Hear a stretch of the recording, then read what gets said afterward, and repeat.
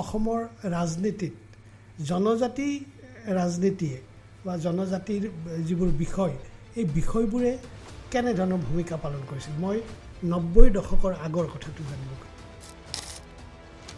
তাত BTCত কোকৰাঝাৰ অঞ্চলত লাহে লাহে ধৰ্মীয় সংখ্যালঘু বুলি নহয় ভাষিক সংখ্যালঘু মানুহৰ বিশেষকৈ বঙালী ভাষী মানুহৰ এটা আগ্ৰাসন আৰম্ভ হৈছিল। আমাৰ এটা আচৰণগত ভুল আছে।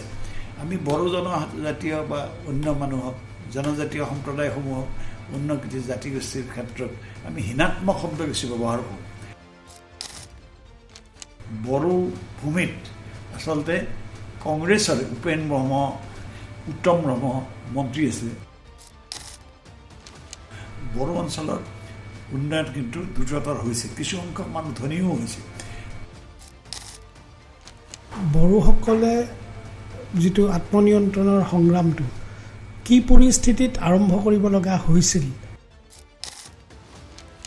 কি পৰিস্থিতিত চৰণ নাৰ্জাৰীহঁতে PTC গঠন কৰি উদয়াচল দাবী কৰিব লগা হৈছিল? যে এজন মানুহে চিঞৰি চিঞৰি অকণমান মদ খাই আছিলে, তেখেতে চৰকাৰী চাকৰি কৰে, তেখেতে প্ৰেছ ক্লাবৰ এখন মিটিং আছিলে, মিটিঙত চিঞৰি চিঞৰি ক'লে যে আপোনালোকে মানকাছাৰত বাহিৰত গ'লে চাকৰি কৰিবলৈ নাহে, ইয়াত এইখন কালাপানী বুলি ভাবে, ইয়াত চাকৰি কৰি কিমান আৰাম কিমান খুব প্ৰপেগেণ্ডাৰ সুৰত তেওঁ ক'লে। শিলচৰত এতিয়া মই কি হ'ল নাজানো, মই বহুত দিন শিলচৰলৈ যোৱা নাই।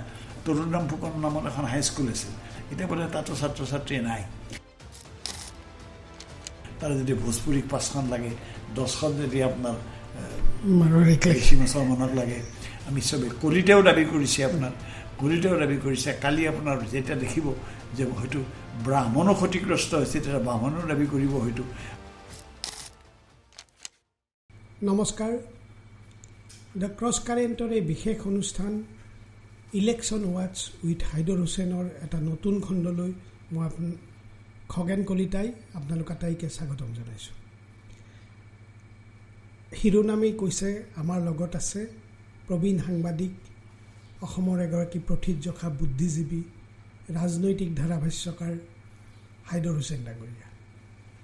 আমি ইয়াৰ প্ৰতিটো খণ্ডতেই এটা কথাই কৈছোঁ যে অসমৰ ৰাজনীতি প্ৰায় 5টা দশকৰ অসমৰ ৰাজনীতিক খুব ওচৰৰ পৰা দেখা, বুজা আৰু প্ৰায় জড়িত হৈ পৰা ব্যক্তি হ'ল হাইদৰ হুছেইন। হাইদৰ হুছেইন ডাঙৰীয়া, মই আপোনাক স্বাগতম জনাইছোঁ। হাইদৰ হুছেইন ডাঙৰীয়া, যোৱা প্ৰায় 3টা দশকত আমি দেখিছোঁ যে অসমত বড়ো ৰাজনীতি বা জনজাতি ৰাজনীতিয়ে এটা নতুন মাত্ৰা লাভ কৰিছে। প্ৰথমে বড়োলেণ্ড অট'নমাছ কাউন্সিল, তাৰ লগতে কেইবাটাও জনগোষ্ঠীয় স্বায়ত্ত শাসনৰ ব্যৱস্থা। এই তাৰ পিছত পৰৱৰ্তী সময়ছোৱাত আমি দেখিছোঁ যে এই জনজাতি ৰাজনীতিয়ে এক বিশেষ মাত্ৰা লাভ কৰিছে, বিশেষ গুৰুত্ব লাভ কৰিছে। কিন্তু ইয়াৰ আগত, বিশেষকৈ 90 দশকৰ আগত জনজাতি ৰাইজে তেওঁলোকৰ আত্মনিয়ন্ত্ৰণৰ অধিকাৰ সাব্যস্ত কৰাৰ বাবে তেওঁলোকে আন্দোলন কৰিব লগা হৈছিল বা বেলেগ বেলেগ কাৰ্যসূচী হাতত ল'ব লগা হৈছিল। মই 90 দশকৰ আগত, অৰ্থাৎ হিতেশ্বৰ শইকীয়া চৰকাৰৰ দিনত যি কেইবাখনো অট'নমাছ কাউন্সিল গঠনৰ ব্যৱস্থা কৰা হৈছিল, তাৰ আগৰ কথাটো মই জানিব খুজিছোঁ। অসমৰ ৰাজনীতিত জনজাতি ৰাজনীতিয়ে বা জনজাতিৰ যিবোৰ বিষয় এই বিষয়বোৰে কেনেধৰণৰ ভূমিকা পালন কৰিছিল মই 90 দশকৰ আগৰ কথাটো জানিব খুজিছোঁ। 90 দশকৰ আগত 90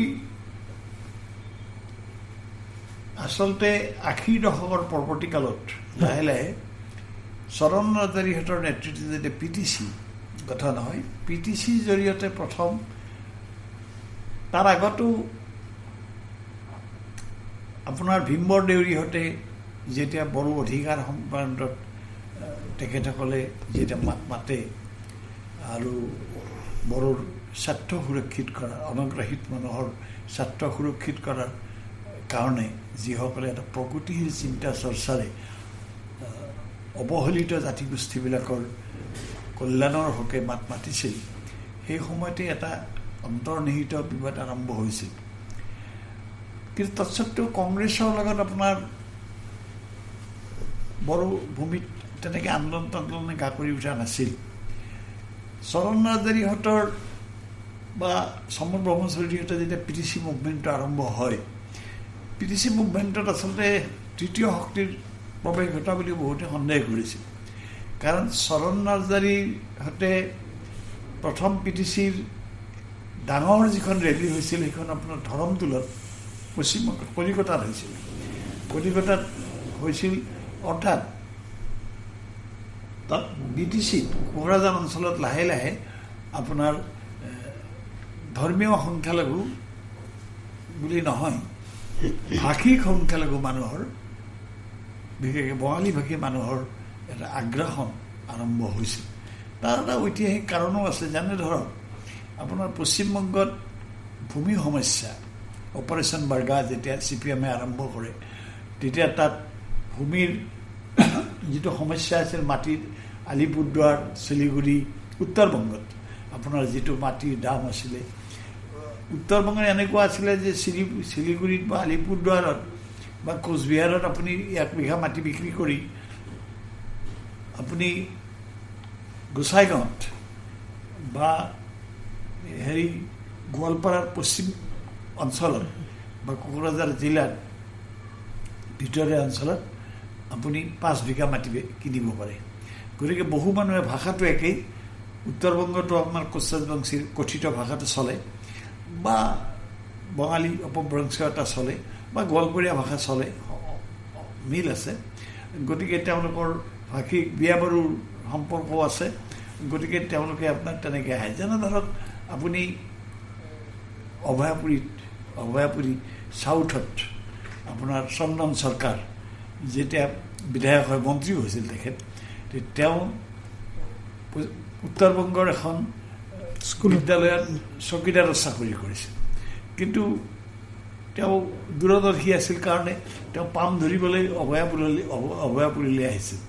অভয়াপুৰী টাউনত আপোনাৰ তেওঁ যেতিয়া স্থানান্তৰিত হ'ল, এতিয়া তেওঁৰ পুত্ৰ, তেওঁৰ ল'ৰা আপোনাৰ MLA চন্দন চৰকাৰৰ মৃত্যুৰ পিছত প্ৰদীপ চৰকাৰ দক্ষিণ অভয়াপুৰীৰ পৰা। গতিকে তেওঁ গোটেই হাউলিটোই তেওঁ দেখিব যে তেওঁৰ গোটেই ঘৰ দুৱাৰ তেওঁ উভৈনদী, পা পইচা উভৈনদী হ'ল। গতিকে এই প্ৰবজনটো আপোনাৰ সেই ধৰণৰ হৈছিল। হওঁতে তেওঁলোকৰ সামূহিক স্বাৰ্থৰ এটা অংগাংগীকৰণ, একত্ৰীকৰণ হৈছিল। ইয়াৰ ফলশ্ৰুতি হ'ল কি যে বড়ো মুভমেণ্টত উপেন ব্ৰহ্মৰ পৰৱৰ্তীকালৰ বড়ো মুভমেণ্টটো আকৌ বেলেগ। উপেন ব্ৰহ্মৰ দিনত আকৌ এটা, তেতিয়া কিন্তু বড়োলেণ্ডত আপোনাৰ আপচু বা বড়ো ছাত্ৰ মুভমেণ্টটো আৰম্ভ হোৱা নাছিল, আছুৰে পৰ আছিলে। মই এবাৰ অসম আন্দোলনৰ সময়ত গৈ হিতেশ বৰুৱা নে কি নাম আছিল তেখেতৰ, মই আপোনাৰ শক্তি আশ্ৰমত গৈ হিতেশ বৰুৱাক লগ পাইছিলোঁ। তেওঁ আছুৰ জেনেৰেল ছেক্ৰেটেৰী আছিল। তেতিয়া প্লাইউডৰ ব্লকেজ চলি আছে, আৰু আছুৰ সেই সময়ত স্থানীয় নেতাই আপোনাৰ প্লাইউড যাব দিয়ে। প্লাইউডৰ ব্যৱসায়ত তেতিয়া ৰুস্তম মহাজন বুলি ফকিৰাগ্ৰাম নহয়, তেওঁ কি কয় সেইখিনি ফকিৰাগ্ৰামৰ কাষতে তেওঁ আৰু ভাদুৰী পৰিয়াল বুলি এটা পশ্চিমবংগৰ, তেওঁলোক স্থানান্তৰিত হ'ল বুলি শুনিছোঁ এতিয়া পশ্চিমবংগলৈ। তেওঁলোকে প্লাইউডৰ আৰু কাঠৰ ডাঙৰ ব্যৱসায় আছিলে। গতিকে তালৈ মই গৈছিলোঁ এবাৰ শৰঠিঙৰ লগত, ভাদুৰীহঁতৰ পৰা তেওঁ শৰঠিঙাহঁতে অকণমান চানা আনে পাৰ্টীৰ সংক্ৰান্ত। তেতিয়া দেখিলোঁ যে আছুৰে প্ৰভাৱ আছিল। উপেন ব্ৰহ্মৰ উত্থানৰ পিছত উপেন ব্ৰহ্মটো যেতিয়া তেওঁৰ ডাঙৰ বেমাৰ হয়, উত্তৰবংগত শিলিগুৰি মেডিকেল কলেজত চিকিৎসাধীন হৈ থাকে, সেই সময়ত ৰণেন বসুমতাৰীও কেঞ্চাৰৰ দ্বাৰা আক্ৰান্ত হৈছিল। মই সেই সময়ত কোকৰাঝাৰলৈ গৈছিলোঁ, ৰণেনৰ খবৰ ল'বও গৈছিলোঁ। ৰণেন বসুমতাৰী যাওঁতে মই উপেন ব্ৰহ্ম সেই সময়ত অসুস্থ, কিন্তু উপেন ব্ৰহ্মটো আচলতে এসময়ত আছুতে আছিল। উপেন ব্ৰহ্মক আৰ্যবিদ্যাপীঠ কলেজত আছুৰ কিবা এক্সিকিউটিভ বহিছিল। তাতে শুনিছোঁ কোনোবাই, মই তথ্যপূৰ্ণ হয় নহয় নাজানো, শুনিছিলোঁ যে আমাৰ এটা আচৰণগত ভুল আছে। আমি বড়ো জনজাতীয় বা অন্য মানুহক জনজাতীয় সম্প্ৰদায়সমূহক অন্য কিছু জাতিগোষ্ঠীৰ ক্ষেত্ৰত আমি হীনাত্মক শব্দ বেছি ব্যৱহাৰ কৰোঁ।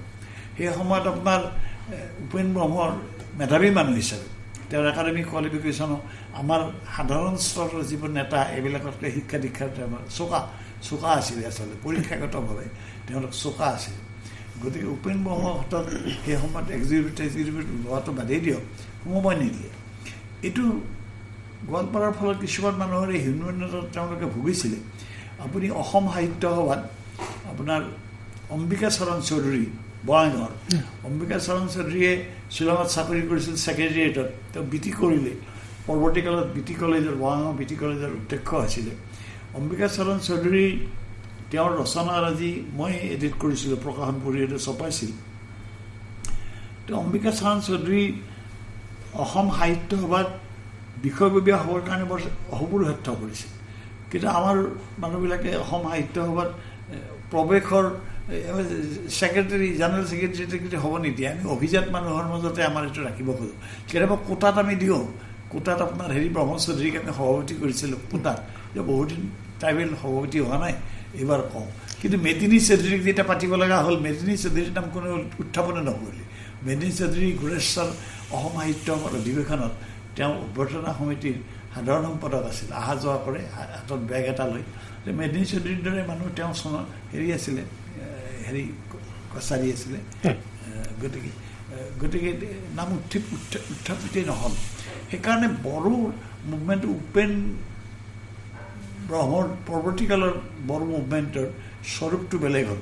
স্বাধিকাৰৰ সংগ্ৰামখন বেছি বাস্তৱসন্মতভাৱে জোৰদাৰভাৱে তাৰ মাজতে BTL আহিল। আৰু চৰকাৰৰ কথাটো হ'ল NDFB যেতিয়া থাকে তেতিয়া কাউণ্টাৰ হিচাপে আপোনাৰ BLT জন্ম কৰি দিলে।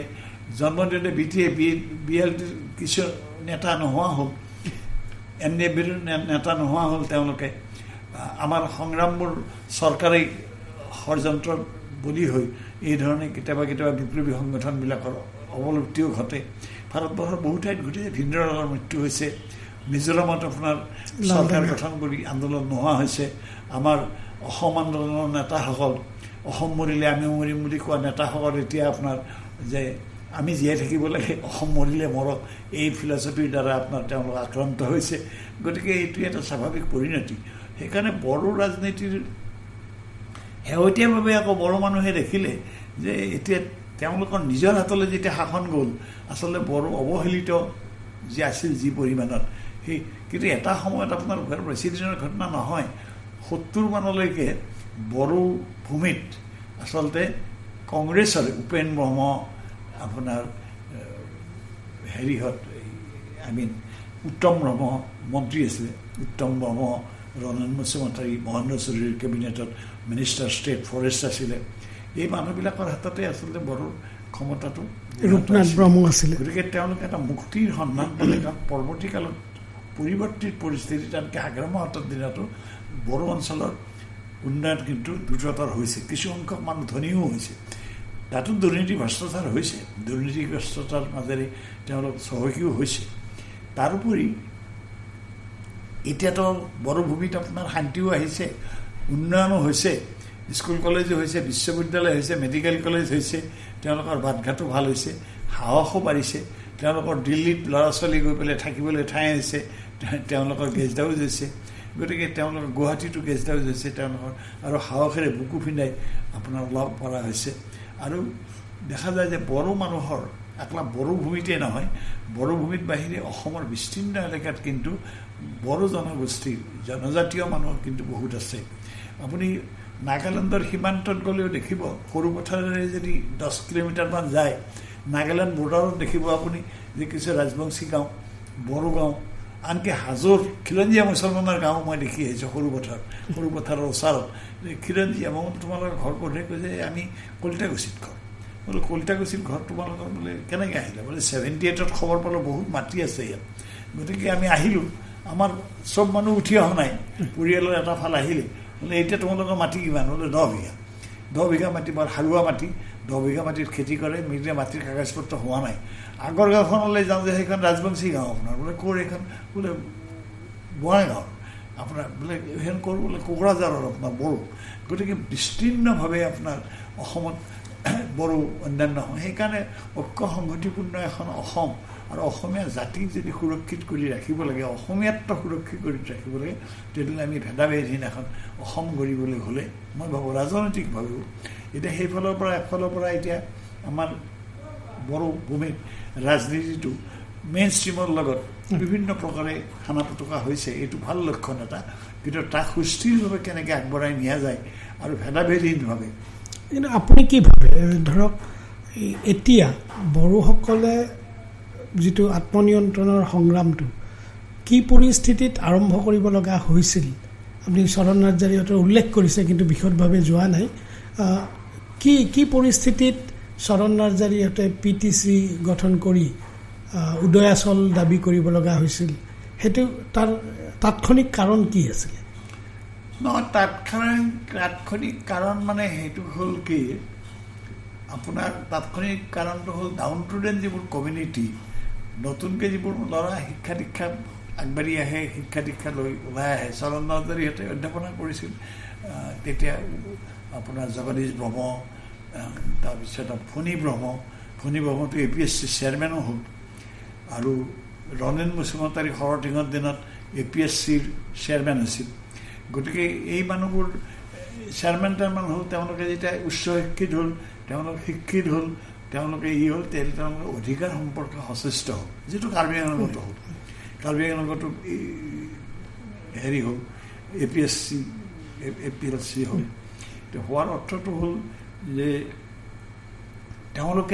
তেওঁলোকৰ অধিকাৰ সম্পৰ্কে সচেষ্ট হয়, আৰু আমাৰ সংখ্যা গুৰু সম্প্ৰদায়ৰ মানুহৰ, আমাৰ যিটো অসমীয়া মানুহৰ জাত্যাভিমানটো একচুৱেলি মই ক'লোঁ যে অলপ সংকীৰ্ণবাদটো আমাৰ জাত্যাভিমানত অলপ আছে। আপুনি ধৰক এতিয়া ডিমাচাৰ কথাই কৈছে, ডিমাচা কিছুদিন আগলৈকে ডিমাচা 1 লাখমান ডিমাচা আছিলে কেইবছৰমান আগত, এতিয়া অলপ সাধাৰণভাৱে বাঢ়িছে অলপ। ডিমাচাখিনি 1 লাখ মানুহক যদি আপুনি 50,000 মানুহক ব্ৰহ্মপুত্ৰ উপত্যকাত সংস্থাপন কৰিব পাৰিলেহেঁতেন, পুলিচৰ চাকৰি হওক, কিবাৰ চাকৰি হওক, এটা এছিমিলেশ্যনৰ প্ৰৱণতাটো বাঢ়িলহেঁতেন। কালি ধুবুৰীত যদি আপোনাৰ, মই এবাৰ মানকাছাৰত যাওঁতে দেখিলোঁ যে এজন মানুহে চিঞৰি অকণমান মদ খাই আছিলে, তেখেতে চৰকাৰী চাকৰি কৰে, তেখেতে প্ৰেছ ক্লাবৰ এখন মিটিং আছিলে, মিটিঙত চিঞৰি ক'লে যে হেৰি আপোনালোকে মানকাছাৰত বাহিৰত গ'লে চাকৰি কৰিবলৈ নাহে, ইয়াত এইখন কালাপানী বুলি ভাবে, ইয়াত চাকৰি কৰি কিমান আৰাম, কিমান হেৰি, খুব প্ৰপেগেণ্ডাৰ সুৰত তেওঁ ক'লে। আচলতে এই ধৰণে যদি মানুহ যায়, আপুনি ধৰক এতিয়া ব্যৱসায় ক্ষেত্ৰত এতিয়া নোহোৱা হ'ল, কিন্তু এটা সময়ত মানকাছাৰত মাৰোৱাৰী কমিউনিটিৰ ব্যৱসায়টো নিয়ন্ত্ৰণ কৰিছিল। আমাৰ ফাঁচী বজাৰত গিৰিধাৰীলাল হালালকা চেম্বাৰ্ছ অফ কমাৰ্চৰ চেয়াৰমেন হৈছিল, আলফাই গুলিয়াই মাৰিছে বুলি কয়, হেৰি আলফাই কোনোবাই গুলিয়াই মাৰা বুলি কয় ফাঁচী বজাৰতে। গিৰিধাৰী হালকা মানকাছাৰৰ আছিলে, তেওঁলোকে মানকাছাৰৰ যিটো কাজু ব্যৱসায় সেইবিলাক তেওঁলোকে কৰিছিল। পৰৱৰ্তীকালত তেওঁলোক পৰিৱৰ্তিত পৰিস্থিতিত কিছু আহিলে, সেইকাৰণে এছিমিলেশ্যনৰ দ্বাৰা আমাৰ সম্প্ৰীতি আজি আপুনি চাওক এতিয়া কি এটা হৈছে। হাফলঙত গ'লে দেখিব যে হাফলঙত বোধহয় অকল হাফলং চহৰত 30,000 মান 40,000 মান হেৰি আছে, 30,000 মান আপোনাৰ কৰিমগঞ্জৰ ফালৰ মুছলমান মানুহ আছে, অথচ তাত অসমীয়া মানুহ, ভৈয়ামৰ অসমীয়া মানুহ 3,000 নাই।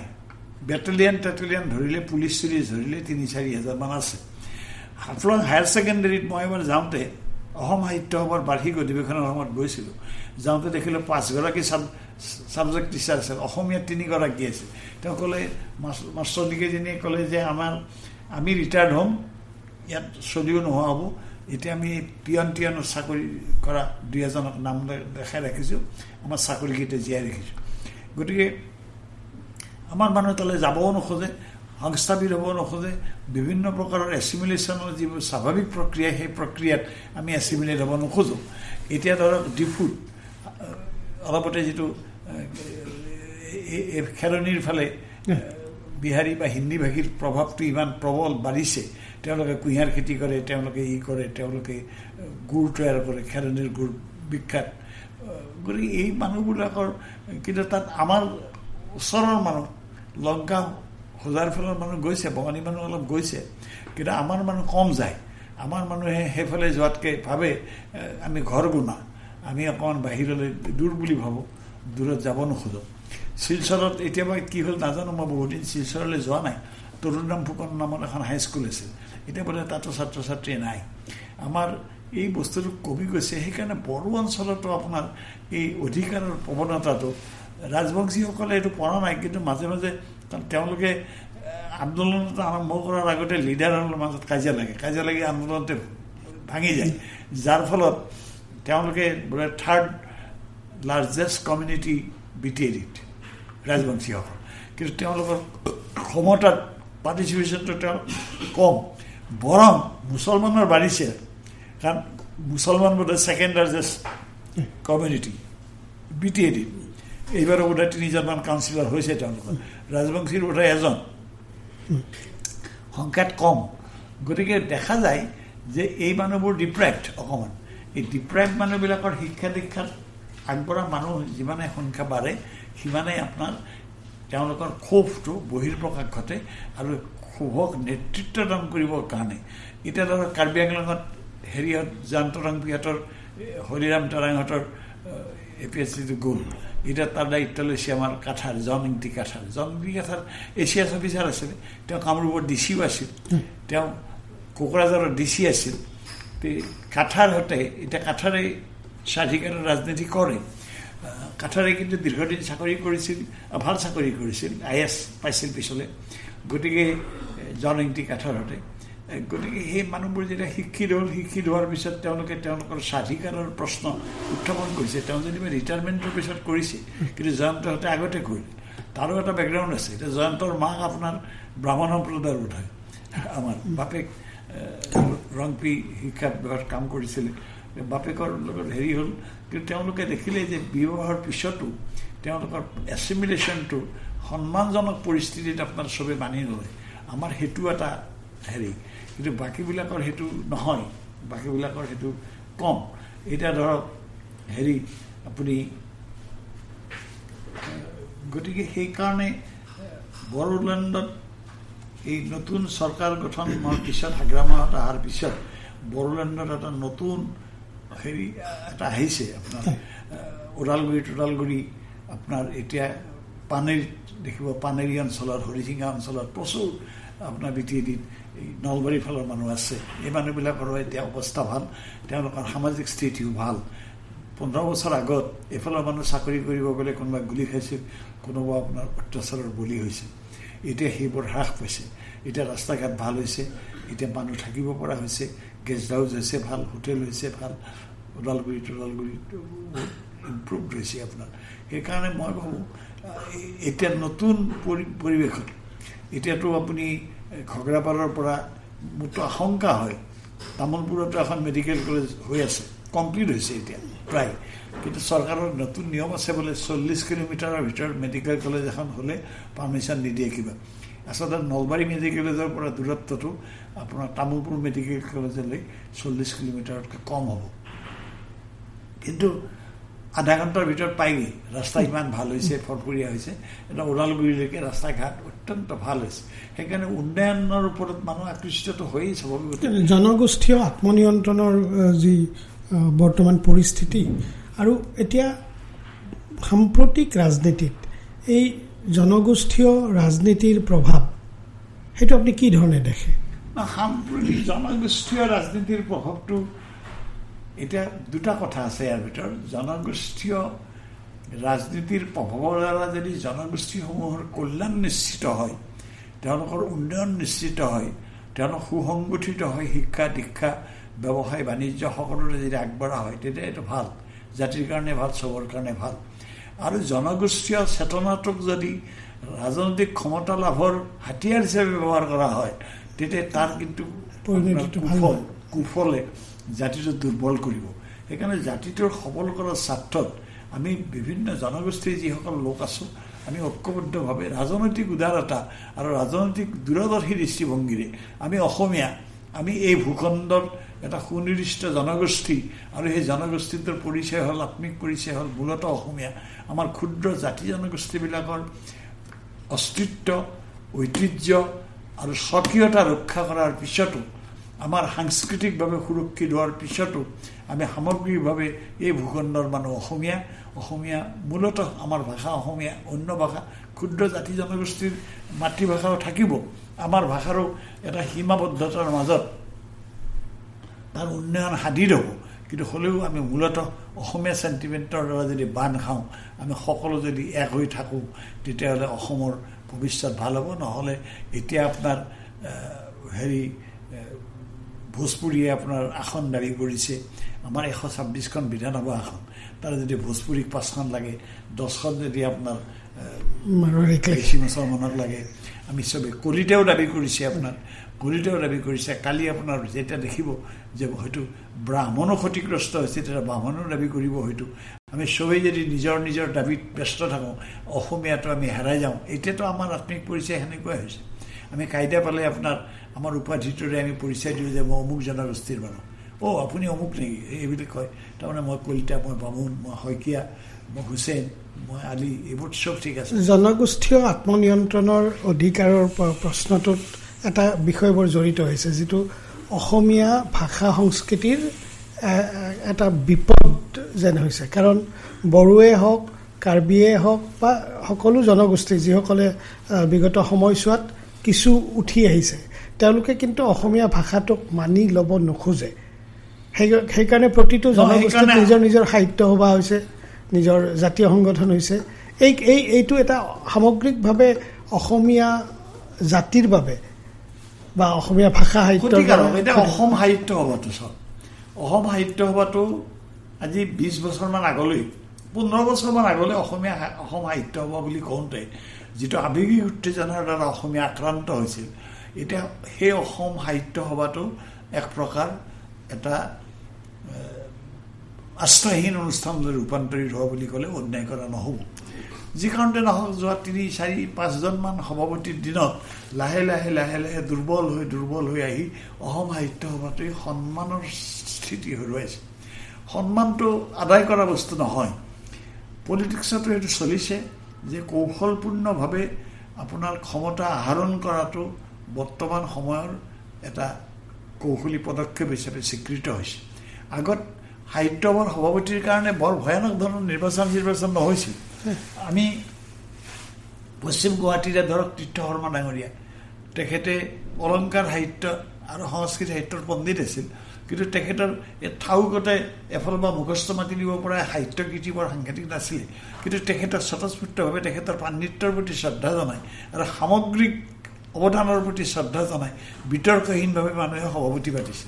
গিৰিধৰ শৰ্মা ডাঙৰীয়াই তেখেতে ডিক্সনাৰী আৰু ব্যাকৰণখনে আমাৰ পৰিচিত, কিন্তু বাকী তেওঁ সাহিত্য সংগঠক হিচাপে আৰু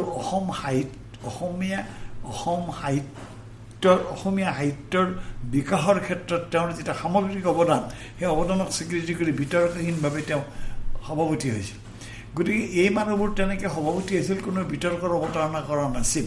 এতিয়া সভাপতি হ'বৰ কাৰণে পলিটিক্স কৰে, ভোট খোজে আৰু অসাহিত্যিকো সাহিত্য সভাৰ সভাপতি হয়। আগত অসাহিত্যিকে সাহিত্য সভাৰ সভাপতি হোৱাৰ দাবীদাৰ নহৈছিল। গতিকে এতিয়া সেইটো হোৱাৰ ফলত লাহে লাহে সাহিত্য সভাটোৱে বৈশিষ্ট্য হেৰুৱাইছে। এতিয়া ধৰক অসমত চেঞ্চাছ হোৱা নাই আজি বহুদিন, এতিয়া আগন্তুক চেঞ্চাছত এটা আশংকা হৈছে অসমত যিটো মিঞা ৰাজনীতিৰ প্ৰৱৰ্তন হৈছে।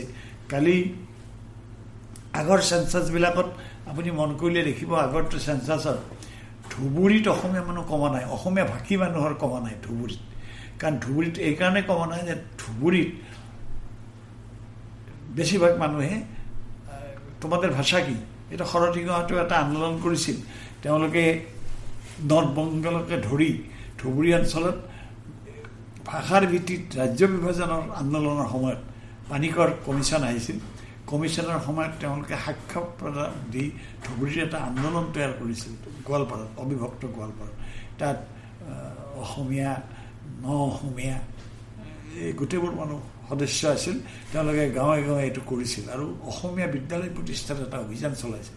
গতিকে তেওঁলোকে বাংলাভাষী বুলি ক'বৰ প্ৰয়োজন বা আমাদের মাতৃভাষা, আপনার মাতৃভাষা কি বুলি যদি সুধিছে তেতিয়াহ'লে আমাদের মাতৃভাষা অসমীয়া। যে বঙালীৰে কৈছে অসমীয়া বুলি, তেওঁলোকৰ সেইটো কথিত ভাষা কৈছে গোৱালপৰীয়া ভাষা, অসমীয়া বুলি পৰিচয় দিছিল। কিন্তু এব্ৰাপ্টলি আপোনাৰ হঠাৎ যোৱা আগৰ চেঞ্চাছটো বৰপেটাত অসমীয়া ভাষীৰ সংখ্যা কমিল। কাৰণ বৰপেটাত এটা আন্দোলন হ'ল, কিছু সংখ্যক মানুহে মিয়া আন্দোলনৰ ফলশ্ৰুতিত বহুতে চাগে মিয়া বুলি তেওঁলোকৰ মাতৃভাষা মিয়া বুলি পৰিচয় দিলে, বা কিছুমানে হয়তো বঙালী বুলি পৰিচয় দিলে, যাৰ ফলত তাত অলপ চকুত পৰা ধৰণে কমিল। সেইকাৰণে মই ভাবোঁ অহা চেঞ্চাছত বহু মানুহে নিজক মিয়া ভাষী বুলি যদি কয়, বা ক্ৰোধত যদি অসমীয়া ভাষী নহয় বুলি কয়, আৰু অন্য যিবোৰ জাতি জনগোষ্ঠী আছে সেইবিলাকৰ যদি নিজৰ মাতৃভাষা কাৰ্বিয়ে কাৰ্বি বুলি কয়, ডিমাচাই ডিমাচা বুলি কয়, এতিয়া সামগ্ৰিকভাৱে অসমীয়া ভাষীৰ সংখ্যা দ্ৰুতগতিত হ্ৰাস পোৱাৰ সম্ভাৱনা আছে। পৃথিৱীত বিগত কালছোৱাত কেইবছৰত বহুত হাজাৰ ভাষা ইতিমধ্যে মৃত্যু ঘটিছে। অসমীয়া ভাষা মৃত্যু ঘটিবলগীয়া ইয়াতকৈ সৰু ভাষাবিলাকো বৰ্তি আছে। অসমীয়া ভাষা হয়তো কিছুদিন বৰ্তি থাকিব, কিন্তু থাকিলেও মই ভাবোঁ যে অসমত শিক্ষা দীক্ষা ব্যৱস্থাত যিটো হৈছে, অসমীয়া ভাষী চৰকাৰী বিদ্যালয়বোৰ যি হাৰত বন্ধ হৈছে, হাজাৰৰ ঘৰত বছৰত যদি 1000, 2000, 3000কৈ স্কুল বন্ধ হয় মাতৃভাষাৰ বিদ্যালয়, তেতিয়াহ'লে কালি অসমীয়া বুলি পৰিচয় দি অহংকাৰ কৰা মানুহৰ সংখ্যা কমিব, আৰু কমিলে স্বাভাৱিকতে চেঞ্চাছত ইয়াৰ প্ৰতিক্ৰিয়া পৰিব। আৰু আমাৰ ল'ৰা ছোৱালী কিছুমানে আপোনাৰ হিন্দী ভাষা তেওঁলোকে ইতিমধ্যে আমাৰ চাওঁতে যিটো সময়ত আপোনাৰ ইন্দিৰা মিৰি বাইদেউহঁতে ইমান কষ্ট কৰি আপোনাৰ অৰুণাচলত অসমীয়া স্কুল পাতিছিল, অসমীয়া কৰিছিল। নাগালেণ্ডত বীৰেণ ভট্টাচাৰ্যৰ দৰে মানুহ, তেখেতে ইয়াৰংগম লিখিছিল, তেখেতে তাতে স্কুলত চাকৰি কৰিছিল। নাগালেণ্ডৰ বেছিভাগ শিক্ষক উজনি অসমৰ এইফালৰ আছিল। অৰুণাচলততো মই আমাৰ প্ৰতিদিনা কাগজৰ যেতিয়া এডিশ্যন থাকে, মই এডিটৰ থাকোঁতে প্ৰায় লখিমপুৰলৈ গৈছিলোঁ। মই যোৱাৰ সময়ত দেখিলোঁ লখিমপুৰত 5গৰাকী অধ্যক্ষ পাইছিলোঁ, তেওঁলোকে অৰুণাচলৰ বিভিন্ন কলেজৰ পৰা অধ্যক্ষ হিচাপে অৱসৰ লৈছে। গতিকে অসমীয়া ভাষাৰ এটা প্ৰচলন আছিল। লম্বেদাইহঁতে অসমীয়াত সাহিত্য সাধনা কৰিছিল। তেওঁ পৃথিৱীৰ হাঁহি বুলি উপন্যাস লিখি কটন কলেজত পঢ়ি থাকোঁতে অসমীয়া সাহিত্যৰ লগত পৰিচয় লাভ কৰিছিল। গতিকে এই ফলশ্ৰুতিত আগন্তুক দিনত অসমীয়া জাতি এটা ভয়াৱহ পৰিস্থিতিৰ সন্মুখীন হ'ব। সেইকাৰণে আমি প্ৰথমতে অসমীয়া, আৰু অসমীয়া হৈ পৃথিৱীৰ আজি আমেৰিকাত পৃথিৱীত মানুহে অসমীয়া ভাষাত পঢ়ি গৈও ডাঙৰ মানুহ হৈছে। সেইকাৰণে আমি হীনমন্যতা পৰিহাৰ কৰি আমি যদি জাতিৰ স্বাৰ্থত, জাতিৰ অনুকূলে আমি যদি হওঁ, অসমীয়া হওঁ প্ৰথমতে, আৰু জাতিটোৰ কথা ভাবোঁ, ক্ষুদ্ৰ যিবোৰ আমাৰ পৰিচয়, সেই পৰিচয়বিলাক বৰ্তাই ৰাখিও ক্ষুদ্ৰ জাতি সত্তাৰ পৰিচয় আপোনাৰ স্বীকাৰ কৰিও আমি সামগ্ৰিকভাৱে কিন্তু জাতিটোৰ উন্নয়নৰ কথা যদি নাভাবোঁ, তেতিয়াহ'লে আগন্তুক দিনত আমি বিশেষকৈ আমাৰ সাম্প্ৰতিক সময়ৰ ৰাজনীতিয়ে যদি সমাজখন ৰাজনৈতিক স্বাৰ্থত ভাঙা চিঙাৰ ক্ষেত্ৰতে জড়িত হওঁ, এতিয়া নিৰ্বাচনৰ মুখত এই কথাটো আমাৰ ভোটাৰসকলেও ভাবিব লাগে, ৰাইজেও ভাবিব লাগে। জাতিৰ কথা, আমাৰ ভৱিষ্যতৰ কথা, আমাৰ নতুন প্ৰজন্মৰ ভৱিষ্যতৰ কথা আমি চিন্তা কৰিব লাগে। অতীতৰ অভিজ্ঞতাক ভৰসা কৰি, বৰ্তমানক বিশ্লেষণ কৰি ভৱিষ্যতৰ বাবে পথ প্ৰদৰ্শন কৰিব খুজিছে হাইদৰ হুছেইন ডাঙৰীয়াই। হাইদৰ হুছেইন ডাঙৰীয়া অসমৰ এগৰাকী প্ৰবীণ সাংবাদিক, অসমীয়া প্ৰতিদিনৰ সুদীৰ্ঘকালৰ মুখ্য সম্পাদক, অসমৰ ৰাজনীতিৰ এগৰাকী চাক্ষুষ অভিজ্ঞতাৰে তেখেতে বিৱৰণী আগবঢ়াব পৰা এগৰাকী ধাৰাভাষ্যকাৰ।